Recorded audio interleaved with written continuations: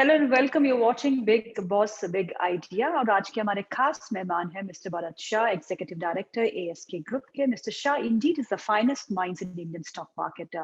24 year से ज्यादा का एक्सपीरियंस रखते हैं वो इन्वेस्टमेंट मैनेजमेंट में। ऑथर भी हैं वो। Long term value and wealth creation जैसी किताबें लिखी हैं जो काफी पॉपुलर है अमंग द इन्वेस्टिंग, जो इन्वेस्ट करते हैं लोग बाजार में। और इन टर्बुलेंट टाइम्स में अगर पिछले हम 8 महीने का अप्स एंड डाउन्स मार्केट के देखें तो बहुत कम ऐसे पीएमएस फंड मैनेजर्स हैं जिनका परफॉर्मेंस काफी अच्छा रहा है। उन्होंने बीट किया है स्ट्रीट में जो उतार चढ़ाव देखने को मिल रहा है, उसमें से एएसके ग्रुप के पीएमएस फंड मैनेजर्स भी शामिल है। आज की चर्चा में हम बात करेंगे मिस्टर शाह से। Mister Shah, very good afternoon and welcome to the show and thank you for your time. Good afternoon mister Shah, आपका जब नाम आता है तो सबके चेहरे पे मुस्कान आती है और ये आता है कि long term investment is always good and helps in wealth creation. तो आपकी बेसिक फिलॉसफी क्या रही है, इन्वेस्टमेंट फिलॉसफी?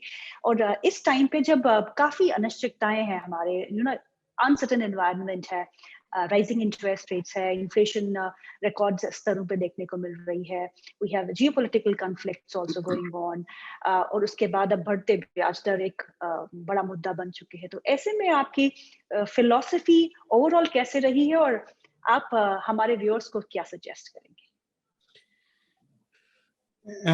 नहीं, ये मेरे ख्याल से सबसे महत्व की शायद इन्वेस्टिंग की चीज आप जो जिक्र कर रही हो, मार्केट्स मैं कई पार्ट्स में उसका जवाब दूंगा। वन, मार्केट्स हमेशा वोलेटाइल होती है।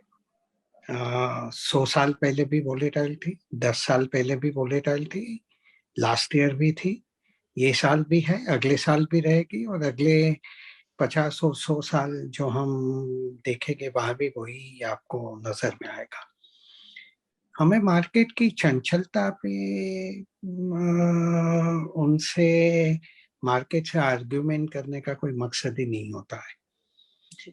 मार्केट अपना काम करती है और मार्केट हमेशा चंचल रहती है शॉर्ट टर्म में।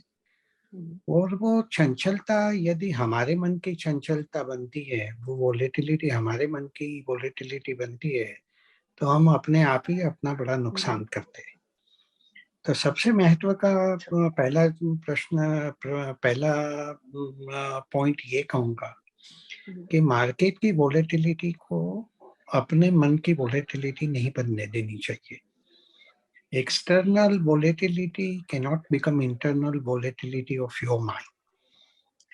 When you allow it to be done that way, कि बाहरी volatility आपके आंतरिक मन की volatility भी बनती है, तो आप आपके मन का संयम, डिसिप्लिन, क्लैरिटी सब खो देते हो। और यदि वो जब आप खो देते हो तो आप मार्केट में इन्वेस्टमेंट में लड़ने की सबसे महत्व के हथियार को गवा देते हो। इसीलिए मार्केट अपना काम करती है, उनको पूज्य भाव से देख के उनको जो करती मार्केट अपनी चमत्कार दिखाती वो करने देना चाहिए।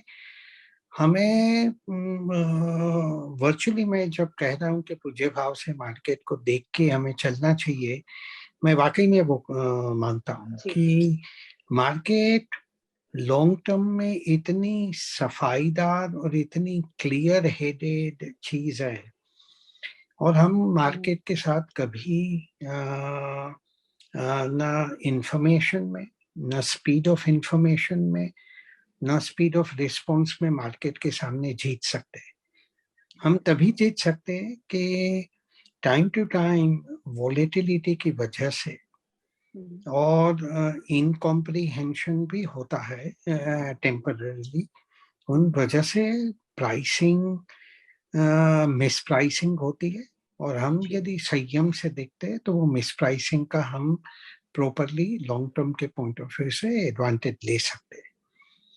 दूसरा, शॉर्ट टर्म में प्राइस दो फैक्टरों से डिटरमिन होता है। एक है फंडामेंटल, जहाँ से वैल्यू का जन्म जहाँ से होता है वो फंडामेंटल फैक्टर्स है। दूसरा है इमोशंस एंड सेंटिमेंटालिटी। Okay. तो मार्केट हमेशा मार्केट की प्राइस या इंडेक्स का लेवल रैशनैलिटी और इमोशनैलिटी ये दोनों का मिश्रण बन के आपके सामने प्राइस के तौर में रजू होता है। शॉर्ट टर्म में कुछ भी इसमें से हो सकता है, रैशनैलिटी कम हो और इमोशनैलिटी ज्यादा हो, दोनों समान स्तर पे हो, या रैशनैलिटी ज्यादा हो और इमोशनैलिटी कम हो, ये कोई भी पॉसिबिलिटीज ओपन है। लेकिन लॉन्ग टर्म में हमेशा रैशनैलिटी अपने आप को असर्ट करती और इमोशनैलिटी का रोल न के बराबर आता है। और इसीलिए इन्वेस्टिंग में लॉन्ग टर्म रहना बहुत जरूरी है, क्योंकि आप रैशनैलिटी से ही मार्केट से जीत सकते हो। मार्केट की इमोशनैलिटी आपकी इमोशनैलिटी बन गई तो आपके पास कोई भी हथियार नहीं है मार्केट के सामने जीतने के लिए। तो वो रैशनैलिटी हम ऑब्जर्व कर सकते हैं और समझ सकते हो, परख सकते हैं, और हमारे में संयम है, डिसिप्लिन है, उसके सहारे पे लॉन्ग टर्म पे चलने की धैर्य और क्लैरिटी है, तब जाके हम जो रैशनैलिटी वाला भाव है वो जज कर सकते हैं। और वहां से इमोशनैलिटी वाले भाव से यदि कोई अंतर बैठता है हमारी फेवर में तो उसका हम डेफिनेटली अपने पक्ष में फायदा ले सकते हैं। तीसरा, मार्केट इन्वेस्टिंग न तो इंडेक्स को जज करने की एक कोई मेथड है, न तो इंडेक्स की लेवल को प्रिडिक्ट करने की कोई मेथड है, न तो कोई फैशन या ट्रेंड में चलने की बात है, न कोई ग्लोबल जियोपॉलिटिकल ज्ञान देने की बातें जो आजकल बहुत चलती रहती है, न तो मैक्रो इकोनॉमिक्स की बातें है। लेकिन ये सभी चीजों को ज्यादातर मीडिया में और ऐसे भी कई सारी चीजों में यही चीजों का जिक्र होता है इन्वेस्टिंग में, रादर देन जो इन्वेस्टिंग के रियल मायने हैं। न तो इन्वेस्टिंग इंडेक्स प्रिडिक्शन है, न तो कोई मैक्रो इकोनॉमिक्स है, न वो जियोपॉलिटिकल है, न कोई फैशन या ट्रेंड है। इन्वेस्टिंग एक सिंपल सा बहुत लॉजिकल और क्लियर चीज है। आपको अच्छे बिजनेसेस लेने हैं जहां वैल्यू क्रिएशन की संभावना हो।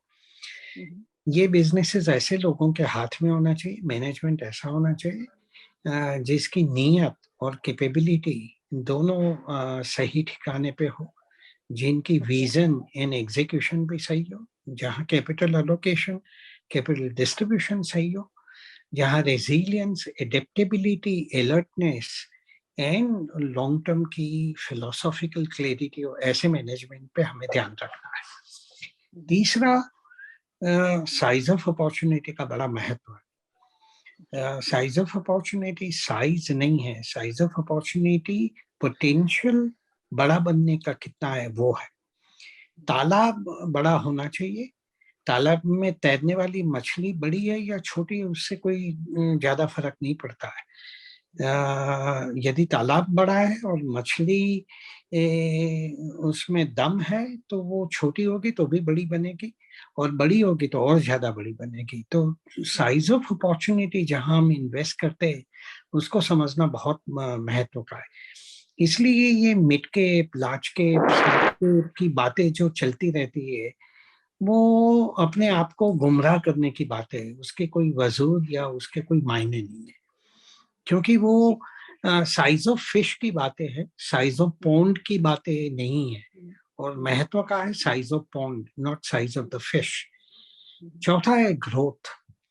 ग्रोथ के बिना कोई भी बिजनेस लंबे अरसे तक टिक नहीं सकता। यदि बिजनेसेस एक समय के बाद ग्रो नहीं करते हैं तो धीरे धीरे वो डिमिनिश करते हैं, डिमिन्यूटिव बन जाते हैं और एक समय के बाद डिक्लाइन होके खत्म हो जाते हैं। तो ग्रोथ बहुत एसेंशियल फीचर है। ग्रोथ के बिना लॉन्ग टर्म में बिजनेसेस वहीं के वहीं टिक नहीं पाएंगे और वो धीरे धीरे डिक्लाइन होके खत्म हो जाएंगे। तो जो अर्निंग्स ग्रोथ है, कैश फ्लो ग्रोथ है, उसकी लंबे अरसे की durability, predictability, solidity, linearity over a long period of time बहुत महत्व का है। पांचवा है quality of growth. Quantum of growth महत्व का है, लेकिन इनफ नहीं है अपने आप। क्वालिटी ऑफ ग्रोथ यदि जब तक उसमें सम्मिश्रण ना हो, तब तक केवल ग्रोथ रेट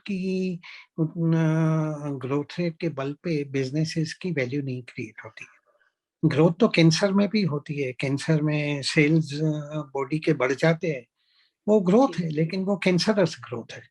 इसी तरह घटिया businesses, poor quality businesses grow करते हैं तो वो वैल्यू नहीं क्रिएट करते, वैल्यू एक्चुअली डिस्ट्रॉय होती है। जितना ज्यादा ग्रो करते हैं तो और वैल्यू डिस्ट्रॉय होती है। तो क्वालिटी ऑफ ग्रोथ बहुत महत्व की चीज है, चाहे कैपिटल एफिशिएंसी हो, चाहे बिजनेस के मोड्स हो, बिजनेस की क्षमता हो कि कम्पिटिटिव फैक्टर के सामने जूझ के एडेप्ट करके अपने आप को और मजबूत करके बाहर निकले। ये सभी फैक्टर आप समन्वय जब करते हो तब एक डेफिनेशन आती है वैल्यू की या इंट्रिंसिक वर्थ की, जो बिजनेस के अंदर समाविष्ट है। प्राइस हम उसका एक्सटर्नल स्वरूप है, लेकिन रियलिटी जो है वो वैल्यू है। और इन्वेस्टिंग का सबसे महत्व का काम फाइनली वैल्यू जज करना है, क्योंकि जो वैल्यू है प्राइस इवेंचुअली वहां पहुंचना ही पहुंचना है। शॉर्ट टर्म में कुछ भी हो सकता है, प्राइस वैल्यू से ऊपर भी हो सकता है, प्राइस इक्वल भी हो सकती है वैल्यू से, जो कम ही होता है, या प्राइस वैल्यू से नीचे हो सकती है। लेकिन over a period of time there is a natural balance which draws and forces price to come closer to the reality, which is the value. एक है आदमी और दूसरी है उसकी परछाई। तो रियलिटी आदमी की है, परछाई कभी आगे चलती है, कभी पीछे होती है, कभी लंबी होती है या टूकी होती है, लेकिन दोपहर 12 बजे हर रोज रियलिटी के अंदर परछाई का समावेश हो जाता है, केवल एक ही चीज रहती है, रियलिटी। तो वैसा ही वैल्यू और प्राइस का है। प्राइस बहुत कम बार वैल्यू के साथ होती है, लेकिन आना उसको जरूर है, कंपल्सन है। मतलब यदि आप फ्यूचर की वैल्यू जज कर सकते हो तो आपने फ्यूचर की प्राइस जज कर ली। यदि आज की वैल्यू आप समझ सकते हो और भाव आज आप देख सकते हो, भाव तो दिखता ही है, तो जो दोनों में अंतर है वो आपका मार्जिन ऑफ सेफ्टी है, वो वन टाइम आपको एक्स्ट्रा मिलेगा। तो इवेंचुअली एक ही इन्वेस्टिंग की लॉन्ग टर्म रियलिटी है। बॉटम अप हमें अच्छे बिजनेसेस देखने जहां वैल्यू क्रिएशन की क्षमता हो, जहां मैनेजमेंट साफ सुथरा और कैपेबल हो, जहां साइज ऑफ अपॉर्चुनिटी बड़ी हो, तालाब बड़ा होना चाहिए। चौथा, वहां ग्रोथ हो, लेकिन ग्रोथ लॉन्ग टर्म की, प्रिडिक्टेबल, सिंपल टू अंडरस्टैंड ऐसी हो। पांचवा, उसकी क्वालिटी ऑफ ग्रोथ सुंदर हो कि वो ग्रोथ का परिवर्तन वैल्यू में पूरा पूरा हो पाए, उससे ज्यादा हो। जब क्वालिटी साफ सुथरी होती है तो ग्रोथ से भी ज्यादा आउटकम मिलता है। जब ग्रोथ क्वालिटी इंफीरियर होती है तो ग्रोथ से कम आउटकम मिलता है। और जब क्वालिटी घटिया हो तो ग्रोथ के सामने जीरो मिलता है आउटकम, या नेगेटिव भी आउटकम मिलता है। तो क्वालिटी ऑफ ग्रोथ हमें समझना जरूरी है। सभी फैक्टर हम समझते हैं, उसके बाद art and science of investing methods, techniques का इस्तेमाल करते हैं तो एक ओपिनियन बनता है, एक कंजेक्चर बनता है वैल्यू का। वो वैल्यू यदि हमारे देखने के मायने सही हो, हमारी समझदारी सही हो, हमारी तालीम और अंडरस्टैंडिंग इनसाइट सही हो, तो ज्यादातर हमारी वैल्यू के जजमेंट सही निकलेंगे और प्राइसेस वहां इवेंचुअली आएंगे। उसके बाद मेंटल बैटल है, हमारे मन का संयम है कि हमें अच्छी चीजें, अच्छी ग्रोथ वाली बिजनेसेस, अच्छी क्वालिटी ऑफ ग्रोथ वाले बिजनेस वैल्यू से कम दाम में लेने, वैल्यू से ज्यादा में नहीं लेना है, सो दैट हमारी फेवर में मार्जिन ऑफ सेफ्टी हो। मार्केट की भावना में बहना नहीं है और संयम रख के अच्छे दाम में लेना है। और वो लेने के बाद विजडम से लंबे अरसे तक उसमें टिका रहना है, क्योंकि अच्छे बिजनेसेस बहुत कम है। यदि हमारे भाग्य में वो आते हैं, नसीब में आते हैं और हम समझ पाते हैं वो भाग्य को और लेते हैं, तो उसको छेड़छानी करके शॉर्ट टर्म के फैक्टर से गुमराह के फेंक नहीं देना है। हमें सिस्टम से ऑब्जर्व करना है, विजिलेंस से बिजनेसेस को जानते पहचानते रहना है, लेकिन केवल मार्केट की प्राइस ऊपर नीचे होने से अच्छे बिजनेसेस को फेंक देना गलत होगा। बस यही इन्वेस्टिंग का इवेंचुअल सत्य है मेरी निगाहों में। बाकी हम मैक्रो की बातें करते, जियोपॉलिटिकल बातें करते, कभी कोई ट्रेंड की बातें करते, कभी कोई ये पर्टिकुलर फैशन चल जाती है, ये सब कॉकटेल डिस्कशन के लिए ठीक है, लेकिन उसका इन्वेस्टिंग का दूर दूर तक का कोई नाता नहीं है। ये वाकई में केवल अपने आप को अम्यूज करने के एक साधन है। इन्वेस्टिंग फाइनली जो महत्व की चीजें हैं, हमें कैपिटल प्रिजर्वेशन पे ध्यान देना है।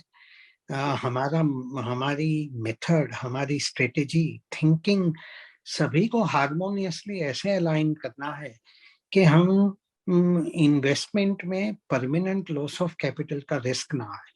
यदि हम क्वालिटी में डाइल्यूट नहीं करते, लॉन्ग टर्म की ढंग की सोच के करते हैं और वैल्यू का जजमेंट सही बाय एंड लार्ज निकलता है और मार्जिन ऑफ सेफ्टी से लेते हैं, तो हमें परमानेंट लॉस ऑफ कैपिटल का रिस्क वर्चुअली एलिमिनेट होता है। और वो सबसे पहली ड्यूटी है कोई भी कॉन्सेंशियस इन्वेस्टर के लिए। दूसरा उसके बाद कैपिटल अप्रिसिएशन है, क्योंकि हम इन्वेस्टमेंट केवल प्रिजर्वेशन के लिए नहीं करते, लॉन्ग टर्म अप्रिसिएशन उतना ही महत्व का फैक्टर है, लेकिन कैपिटल प्रिजर्वेशन फर्स्ट प्रिंसिपल है। वो नहीं जब तक हम संयम से सीखते हैं तो दूसरे का अधिकार हमारे पास होता ही नहीं है। तो पहले हमारी method, strategy, thinking, tools, craft सभी को ऐसे रिफाइन करना है कि हमें capital, permanent loss of capital का रिस्क हम वर्चुअली एलिमिनेट कर पाए इंडिविजुअल स्टॉक पे, ओवरऑल पोर्टफोलियो लेवल पे। और उसके बाद हम अपने आप को ऐसी मकाम पे खड़ा करते हैं कि जहाँ कैपिटल अप्रिसिएशन की जगह बने। जो मैंने बताया कि साइज ऑफ अपॉर्चुनिटी बड़ी हो, ग्रोथ उसकी लंबे अरसे की हो, ड्यूरेबल हो, प्रिडिक्टेबल हो और क्वालिटी ऑफ ग्रोथ सही है, तो वो दूसरा फैक्टर हमारे पक्ष में आता है। फाइनली इन्वेस्टिंग एब्सोल्यूट रिटर्न की चीज है। रिलेटिव रिटर्न्स के मायने से सब लोग हमेशा देखते रहते हैं कि कभी वो सर्फ की एडवर्टीजमेंट एक थी ललिता जी की कि मेरे वाली साड़ी ज्यादा सफेद है या आप वाली साड़ी, वैसे वाला हिसाब है कि कभी इंडेक्स से, कभी कोई दूसरों से, कभी कोई टाइम पीरियड से। ह्यूमन नेचर ही ऐसी है कि कंपैरिजन से मुक्त नहीं हो पाती, लेकिन इन्वेस्टिंग के डीप और क्लियर मायने है absolute investing, absolute return generating. हमें कोई भी सूरत में over meaningful long term period of time हमारी method, understanding, thinking, discipline, wisdom सही हो, तो हमें एब्सोल्यूट बेसिस पे मार्केट की सहायता के बिना भी पॉजिटिव एब्सोल्यूट रिटर्न कमाना है। वो पॉसिबल भी है और हमारी जिम्मेदारी है, हमारा धर्म है। और महत्व का दूसरा हिस्सा उसमें ये है कि यदि एब्सोल्यूट रिटर्न पे हम सही तरीके से फोकस करते हैं तो रिलेटिव सुपीरियोरिटी अपने आप ही मिल जाती है, उसके लिए अलग से कोई मेहनत नहीं करनी पड़ती है। फोकस हमारा एब्सोल्यूट पे होना चाहिए, relative is a by product. जैसे गाड़ी आप रेडव्यू मिरर से नहीं चलाती है, गाड़ी आप फ्रंट के विंडस्क्रीन को देख के आप जाते हैं। यदि आप कॉन्स्टेंटली रेडव्यू मिरर से चलाओगे तो एक्सीडेंट होगा या गड़बड़े हो जाएगी। तो बिल्कुल वही है, एब्सोल्यूट रिटर्न पे फोकस रखना है। Method, principle, philosophy, tool, technique सब उससे अलाइंड होना चाहिए कि मार्केट हमें सहायता दे या न दे, हमारा धर्म है, हमारी ड्यूटी है, हमारी कैपेबिलिटी का हिस्सा होना चाहिए कि हम एब्सोल्यूट पॉजिटिव रीजनेबल रिटर्न कोई भी सूरत में लॉन्ग टर्म में मीनिंगफुल पीरियड में कमाए। साथ साथ रिलेटिव रिटर्न अपने आप आ जाएगा। बस यही इन्वेस्टिंग है मेरी निगाहों में। बाकी सब अम्यूजमेंट की डिस्कशन बहुत होती रहती है मैगजीन में, प्रिंट मीडिया में, टेलीविजन पे, सब ये बातें चलती रहती है और मजेदार कहानियां हैं ये सब। आपने बहुत खूबसूरती से हमें समझाया कि बाजार में निवेश असल में होता क्या है और कैसे हमको अप्रोच करना चाहिए इस मार्केट को। आपने कहा कि वैल्यू मार्केट में मिलती है, लेकिन उसको खोजना पड़ता है, पेशेंस रखनी पड़ती है उसके खोजने के बाद। इस समय जब मार्केट में अभी है, उतार-चढ़ाव हमको देखने को मिल रहा है, थोड़ा बहुत रेंज बाउंड कंसोलिडेशन भी देखने को मिल रही है। ऐसे में आपने कुछ पॉकेट्स ऑफ वैल्यू आइडेंटिफाई किए हैं to cater to the current scenario? नहीं, वैल्यू हमेशा होती है। हमारी केवल नज़र होनी चाहिए, परख होनी चाहिए और हमारे देखने के तरीके पे हमें श्रद्धा और विश्वास होना चाहिए। उसको जी। चेक करते रहना चाहिए, परखते रहना चाहिए, लेकिन उसके साथ-साथ उसको उसके ऊपर श्रद्धा भी होना ज़रूरी है। इन्वेस्टिंग एक इन सम वे बहुत पेक्युलर चीज़ है। हमें फेथ भी रखना है, साथ में स्केप्टिसिज्म भी रखना है। हम जो सोचते हैं उसके पर कॉन्फिडेंस भी रखना है, साथ-साथ हमें डाउट भी रखना है कि भई हमारी कोई गलती तो नहीं हो जाती है। जी। हमें हमारी मेथड, अप्रोच, अंडरस्टैंडिंग पे विश्वास भी रखना है और साथ-साथ हमें टाइम टू टाइम चेक करते रहना है कि हम कहाँ कॉन्फिडेंस कभी ओवर कॉन्फिडेंस नहीं बन जाता है। ना तो डिफिडेंस अच्छी है, ना ओवर कॉन्फिडेंस अच्छी है। तो ये हमेशा हमें ये पहलू साथ में रहते ही है। कोई भी सबसे बुलिश मार्केटों में भी रीज़नेबल दाम के शेयर्स होते ही है, यदि हम परख पाते हैं तो। हाँ, ये बात ठीक है कि बहुत बुलिश मार्केट होती है, तो बहुत सस्ते होने वाले चीज़ें शायद कम ही होगी और जी। कमी मात्रा में शायद रहेगी। लेकिन ऐसा कहना कि मार्केट पर से बढ़ गई है, तो कोई चीज़ें अच्छी नहीं मिल सकती, वो गलत है। इक्वली मार्केट बहुत बुरी तरह पिटी है, वहाँ भी कई सारे शेयर ऐसे हो सकते हैं कि जो फिर भी गलत दामों में हो और उसको एक्चुअली फ्यूचर में नीचे जाने की जगह हो। तो वैल्यू और लैक ऑफ वैल्यू दोनों मार्केट के अविभाजित अंग है, वो साथ-साथ ही चलते रहते हैं। केवल मात्रा क्वांटम ज़्यादा और कम हो सकता है मार्केट के पहलू पे, फेज़ पे, बाकी वो तो रहता ही है। इन जनरल मैं मानता हूँ कि as a country we are at a threshold of one of the greatest periods of economic expansion. और कई सारे रिफॉर्म्स हुए, कई सारी महत्व के फंडामेंटल हमारे देश में कायाकल्प हुआ है। मेथड्स, इकोनॉमिक मेथड्स, पॉलिसीज़ वगैरह में कई सारे बदलाव आए और ये कई सारे फैक्टर्स अभी इकट्ठा होके एक अपने आप में वर्चुअस साइकिल की तरह एक जगह क्रिएट कर रहा है। जिस तरीके से हमने डिजिटाइज़ेशन को एडॉप्ट किया है, जिस तरीके से हमारे डिजिटल पेमेंट की स्ट्रेंथ पूरी दुनिया में नज़र आ रही है। जिस तरीके से हमने डिजिटल चीज़ों का प्रयोग केवल बिज़नेसेस में नहीं, हमारे सोसाइटल बिहेवियर में भी एडॉप्ट किया है। आप देखिए जी। वैक्सीनेशन प्रोग्राम हमारा पूरा डिजिटली एडमिनिस्ट्रेड था। इतने राइट। बड़े कंट्री में इतने सारे लोगों का वो एडमिनिस्टर करना कोई छोटी चीज़ नहीं है, बहुत बड़ी चीज़ है ये। जिस तरीके से हमने फिस्कल रिस्ट्रेंट रखी है, मॉनेटरी पॉलिसी को ढंग से संभाला है, हालाँकि वेस्टर्न वर्ल्ड ने वो ही चीज़ों में लड़खड़ा गए हैं और बहुत सारी मिस्टेक्स की है, बहुत सारी जी। गलतियाँ की है कई सालों से। जब जी। पहले उन्होंने अपने इंटरेस्ट रेट को ना के बराबर कर दिया, कहीं समय तो नेगेटिव इंटरेस्ट जैसी विकृति भी हमने ऑब्ज़र्व की, कि जी। नेगेटिव इंटरेस्ट रेट जैसी विकृति भी हो सकती है। 34 साल की इन्वेस्टिंग के बाद मुझे पहली बार समझ में आया कि ऐसा भी चीज़ हो सकता है। लेकिन ये सभी विकृतियाँ इतने देर तक western so called developed markets में चली, उसके फलस्वरूप आज उनको हेल्टर-स्केल्टर रन करके अपने इंटरेस्ट रेट को बढ़ावा देने की ज़रूरत महसूस हो रही है।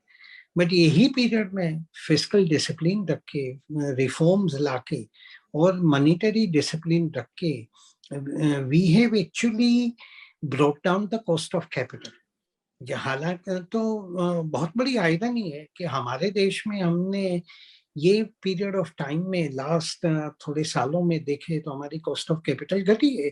ठीक है, लास्ट फ्यू मंथ्स में थोड़ी बढ़ी है because of the Fed rate high, but overall हम देखें तो 7-8 साल में बहुत महत्व का ड्रॉप आया है।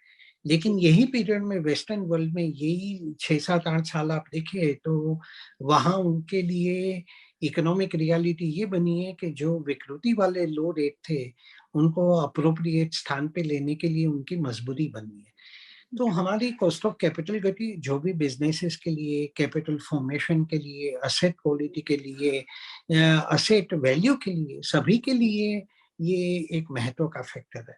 हमने रिफॉर्म लाया है पीएलआई स्कीम का, प्रोडक्शन लिंक इंसेंटिव, जिनसे मैन्युफैक्चरिंग का लॉन्ग टर्म का एक मजबूत बेस बनेगा। उसके सम थोड़े परिणाम जैसे मोबाइल फोन वगैरह में हम देख रहे हैं, बट बहुत सारी चीजें होनी बाकी है। हमारी ग्रीन एनर्जी, H2 वगैरह में, रिन्यूएबल एनर्जी में जो हमारी क्षमता है एज अ कंट्री और लॉन्ग टर्म की फ्यूचर है, मैं मानता हूँ कि विश्व में सबसे बड़ी स्ट्रेंथ हमारी देश में green energy, renewable energy, H2 में नजर आएगी। इंफ्रास्ट्रक्चर में जिस तरीके से हमारी स्ट्रेंथ आ रही है, airports, railways, ports, road network, तो बहुत सारे फैक्टर्स है। और ट्रांसपेरेंसी जो आई है जीएसटी की वजह से, फॉर्मलाइजेशन ऑफ बिजनेसेस, रेरा की वजह से रियल एस्टेट में फॉर्मलाइजेशन, डायरेक्ट टैक्सेस में जो रिफॉर्म्स आए जहां ट्रांसपेरेंसी बढ़ी है, डीबीटी डायरेक्ट बेनिफिट जो ट्रांसफर है, तो जो सोशियो इकोनॉमिक बेनिफिट की ट्रांसपेरेंसी सिस्टम में आई है, ये सभी फैक्टर से ओवरऑल इकोनॉमिक ट्रांसपेरेंसी काफी बड़ी है और भी उसमें स्कोप है। और जो बड़ी है उसकी वजह से एक इकोनॉमिक ग्रोथ को वृद्धि मिलती है। और जिस तरीके से पेंडेमिक में पूरे देश ने, लोगों ने, बिजनेसेस ने, एंटरप्रेन्योर्स ने और गवर्नमेंट ने जिस तरीके से काम किया है, तो ये एक बड़ा विश्वास देता है कि सबसे बड़ी चुनौती में भी हम लोग खरे उतर के बाहर आ सकते हैं। ये विश्वास बहुत जरूरी है। ऑप्टिमिज्म के बिना इन्वेस्टमेंट नहीं हो सकता है। जैसे मैंने कहा, ऑप्टिमिज्म के साथ साथ जुडिशियस स्केप्टिसिज्म भी होना चाहिए, लेकिन ऑप्टिमिज्म न होने से कभी इन्वेस्टिंग हो ही नहीं सकती, चाहे बिजनेसेस में हो, चाहे शेयरों में हो। तो ये सभी फैक्टर मैं यदि समावेश करता हूँ, मैं मानता हूँ केवल छोटे पीरियड के नहीं लिए नहीं, 3-4-5 साल नहीं, मैं कहूँगा 10 साल भी नहीं, शायद 15-20 साल, we are at a golden phase of continued solid long term economic expansion, जिसका नतीजा अच्छे बिजनेसेस में नजर आएगा, उनकी ग्रोथ में आएगी, उनकी वैल्यू क्रिएशन में आएगी, अच्छे एंटरप्रेन्योर की वेल्थ क्रिएशन में वो दिखेगा। इन्वेस्टर्स जो पेशेंट है, डिसिप्लिन है, क्वालिटेटिव है, लॉन्ग टर्म है, अभूतपूर्व वेल्थ क्रिएशन वो भी करेंगे। तो ये मैं मानता हूँ कि गोल्डन पीरियड है हमारे सामने।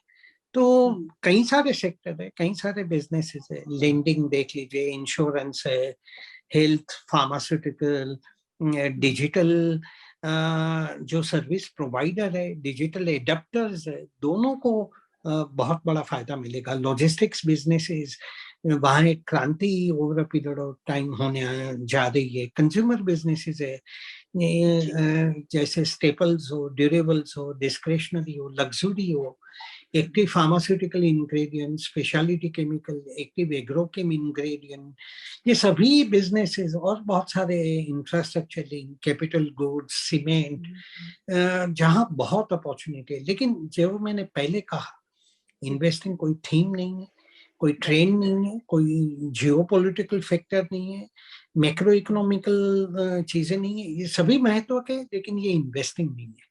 इन्वेस्टिंग फाइनली अच्छे बिजनेस, अच्छी मैनेजमेंट, लॉन्ग टर्म की ग्रोथ, अच्छी क्वालिटी ऑफ ग्रोथ, बड़ी साइज ऑफ अपॉर्चुनिटी, उसकी वैल्यू अंदाज करना है और उस सिस्टर से लेना है। मैं मानता हूं कि ये फैक्टर अभी जो समाविष्ट है, ये अच्छे इन्वेस्टर के लिए, यदि वो डिसिप्लिन रह के यहाँ फोकस करेंगे, तो 5-10 नहीं, मैं मानता हूँ कि 20-30 साल का एक अभूतपूर्व पीरियड हमारे सामने खड़ा हो रहा है।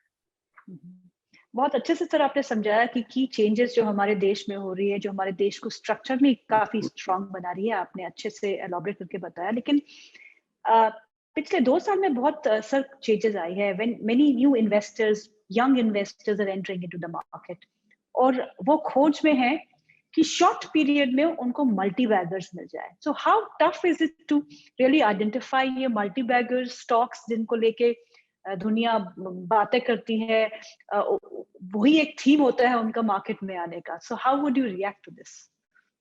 ये अपने आप को धोखा देने वाली बात है, और दूसरों, यदि आप दूसरों को ये बातों से प्रभावित करते हैं जो ऐसे इन्वेस्टर, तो दूसरे को भी धोखा दे रहे हैं। Investing is not a get rich quick scheme. It's a laborious, methodical work to be done in a relentless way, in a disciplined way, in a methodical way, with due restraint, due discipline. वो सभी factor हम exercise करके long term में जीतने के हमारी संभावना को प्रबल हो सकती है। इन्वेस्टिंग कोई गेट रिच क्विक स्कीम नहीं है, वो कोई लॉटरी नहीं है। यदि आपको एक्साइटमेंट चाहिए तो आपको कसिनो में जाना चाहिए। आपको यदि एंटरटेनमेंट चाहिए तो आपको मूवी थिएटर में जाना चाहिए। आपको इन्वेस्टिंग हॉबी भी नहीं हो सकती, उसके लिए गार्डनिंग ठीक है।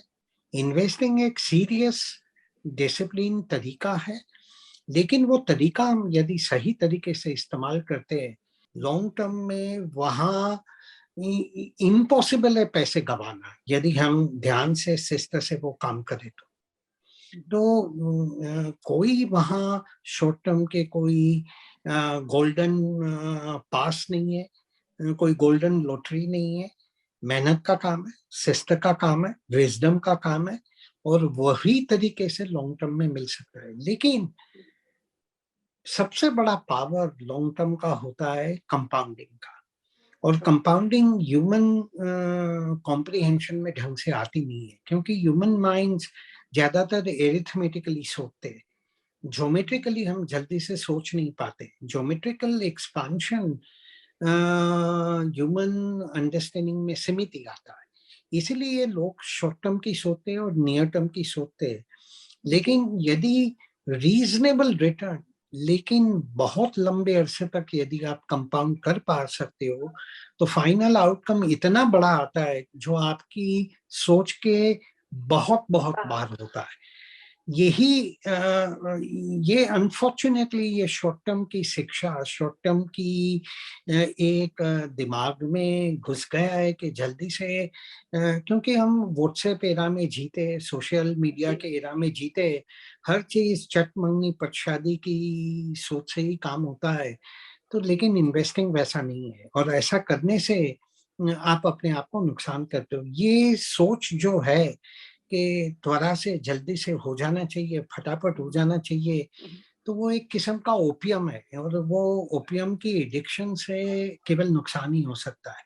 इन्वेस्टिंग लॉन्ग टर्म है, इन्वेस्टिंग शिस्त है, इन्वेस्टिंग क्वालिटेटिव साउंडनेस है, और इन्वेस्टिंग साइंस भी है और आर्ट भी है। दोनों का समावेश साथ में ही होता है। लेकिन सबसे बड़ी खूबी ये है कि यदि हम ये सब चीजें सही तरीके से करते हैं, हमारी सोच लॉन्ग टर्म की है, हमारे पास साधन भी अनलिवरेज है, हमारे पास बिजनेसेस को समझने की शक्ति है, परख है, उनकी वैल्यूएशन समझने की क्लैरिटी है, और हम उसको इस्तेमाल करके सही दिशा में बढ़ते हैं, तो मैं कहता हूं कि लॉन्ग टर्म में इक्विटी इन्वेस्टिंग जितना सुंदर और सफाईदार और पावरफुल कंपाउंडिंग मशीन कोई पैदा नहीं हुआ है, और कभी आप उसमें गलत जा ही नहीं सकते। लेकिन आप शॉर्ट टर्म के बहाने और शॉर्ट टर्म की आकर्षणों को ढूंढेंगे, तो उसमें नुकसान ही नुकसान होने की पूरी पूरी संभावना है। सर एक आखिरी सवाल पूछना चाहूंगी। आपने रिसेंटली एक नया एआईएफ लॉन्च किया है, गोल्डन डिकेड फंड, जो आपने अभी हमको समझाया कि हमारा देश जो है वो अगले 20 सालों में एक रिफॉर्म्स के जरिए आगे बढ़ता जाएगा, and this is a golden period for our India. इसके बारे में कुछ बताइए, इस फंड में आपकी थीम क्या है, आपने एलोकेशन कहाँ-कहाँ की? नहीं, थीम जैसे मैंने पहले बताया, हम थीम से कभी स्ट्रक्चर। काम ही नहीं करते। हम इन्वेस्टमेंट थिंकिंग पे और इन्वेस्टमेंट सोच पे ही हमारा फोकस रहता है। तो फिलॉसफी एक ही है। फिलॉसफी कोई समय के दरमियान बदलती नहीं है, कोई जी। चीज़ कार्यकाल देके बदलती नहीं है। फिलॉसफी टाइम टेस्टेड है और 350 साल की रिकॉर्डेड इन्वेस्टमेंट हिस्ट्री एक आईने की तरह हमारे सामने है। तो हम तो केवल वो 350 साल की रिकॉर्डेड इन्वेस्टमेंट हिस्ट्री है, उसके केवल अच्छे स्टूडेंट बनने का प्रयास करते रहते हैं। तो जी। फिलॉसफी एक ही है, अच्छे बिज़नेसेस ढूँढने जहाँ वैल्यू क्रिएशन की क्षमता हो। बहुत कम बिज़नेसेस है ऐसे, क्योंकि ऑल ओवर द वर्ल्ड, केवल इंडिया में नहीं, चाहे अमेरिका ले लो या चाहे कोई भी पार्ट दुनिया का ले लो, बहुत कम बिज़नेसेस, चाहे बड़े या छोटे, चाहे लिस्टेड और अनलिस्टेड, इंडिया में या अमेरिका में, मैं मानता हूँ सिंगल डिजिट परसेंटेज बिज़नेसेस ही केवल ऐसे है, जहाँ वैल्यू क्रिएशन की क्षमता हो लॉन्ग टर्म की। मैनेजमेंट क्वालिटी साफ सुथरी हो, कैरेक्टर, कैपेबिलिटी, विजन, एग्जीक्यूशन, सभी जो मायने है, वहां भी केवल single digit percentage of all kinds of management, जहां हम भरोसा कर सके उनके सभी फैक्टर्स पे। साइज ऑफ अपॉर्चुनिटी बड़ा ढूंढना है, और ये सभी फैक्टर हम एक के बाद एक लगाते जाते हैं तो जो सिलेक्शन का यूनिवर्स है वो और कम ही होता जाता है। तो उसके बाद हमें रेट ऑफ ग्रोथ लंबे अरसे की चाहिए, रीजनेबल और कंपाउंडिंग मशीन की तरह चाहिए, क्वालिटी ऑफ ग्रोथ भी चाहिए, और उसके बाद मार्जिन ऑफ सेफ्टी चाहिए। तो ये सभी फैक्टर हम ढूंढते हैं। तो जो पूरा इन्वेस्टमेंट यूनिवर्स है, हमारा यूनिवर्स, उसका केवल शायद 2% 3% रह जाता है। उसी में से हमें एक अच्छे से ओवरऑल पोर्टफोलियो को रिस्क कंट्रोल करके, ओवरऑल पोर्टफोलियो का कैरेक्टर मजबूत करके, उसमें नेसेसरी डिवर्सिटी, लेकिन अनड्यू काइंड ऑफ डिवर्सिटी भी नहीं चाहिए। बहुत कंसंट्रेशन या बहुत ज्यादा डिवर्सिटी दोनों नुकसान करता है। The food should be neither too hot nor too cold, and it should be just right.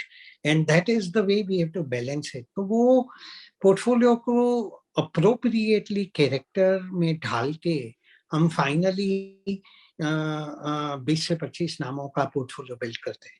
लेकिन जो मैंने फैक्टर्स बताए कई सारे, जिसे मैं मानता हूं कि एक स्थान खड़ा हुआ है कि ये देश स्ट्रक्चरली लॉन्ग टर्म बेसिस पे ग्रो करेगा, और ये ग्रोथ होगी वो शेलो नहीं होगी, डीप होगी, शॉर्ट टर्म की नहीं होगी, लॉन्ग टर्म की होगी, टेक्निकल नहीं रहेगी, स्ट्रक्चरल रहेगी।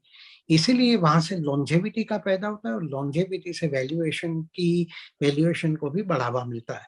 तो हम ये स्ट्रक्चरल जो बदलाव है, कई सारे सेक्टर जिसका मैंने पहले जिक्र किया, वहाँ कई सारी चीजें हम सोचते हैं कि वहाँ लॉन्ग टर्म की अच्छी ग्रोथ और सुंदर ग्रोथ दोनों मिलेगी, और वो फैक्टरों को ध्यान में रख के हमने 20 से 25 नाम ढूंढे। लेकिन एक ब्रॉड आइडिया जरूर है कि ये ग्रोथ कोई टेक्निकल ग्रोथ नहीं है, ये स्ट्रक्चरल है, और स्ट्रक्चरल चीजें डीप होती है, और वो ज्योमेट्रिक आउटकम्स देती है, केवल एरिथमेटिक आउटकम्स नहीं देती है। क्योंकि स्ट्रक्चरल चीजों पे आप लंबे अरसे का विश्वास रखते हो। लंबे अरसे का विश्वास जब आप रखते हो तो कंपाउंडिंग का आपको पावर मिलता है, और कंपाउंडिंग से ही वो ज्योमेट्रिकल मल्टीप्लिकेशन होता है। तो वो फैक्टर ध्यान में रख के ये बिजनेसेस हम सिलेक्ट किया हुआ है। जी, मिस्टर शाह, बहुत-बहुत शुक्रिया आज प्रोग्राम में शामिल होने के लिए। Thank you so much for being with us. Pleasure speaking with you sir. Thank you. Pleasure speaking with. Thank you. Thank you.